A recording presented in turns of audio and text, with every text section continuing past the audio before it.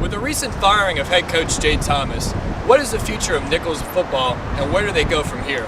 The program has gotten to a point to where there probably wasn't the type of progress that we felt should be going on. Not just in terms of wins and losses, but there's a whole other other aspects of the program. There's certainly academics.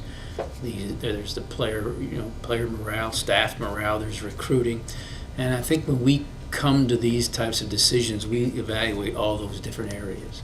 And in making the decision not to retain him, I think we felt as though those areas had not made enough progress, and in some cases were really kind of lacking. Thomas served as defensive coordinator and recruit before taking reins 5 years ago as head coach after an academic scandal led to the firing of previous coach Darryl Day.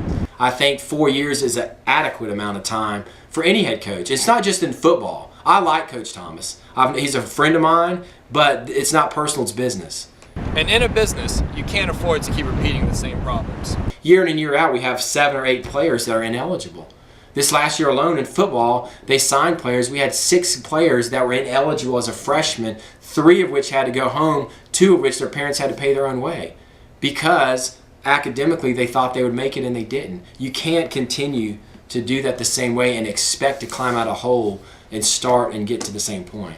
Last year, 30% of the Nicholls roster was failing and had to go to summer school. When you bring that to them, the exact comment, and I quote, was, "That's not bad." But in the past seasons, it has been that bad for Nicholls football.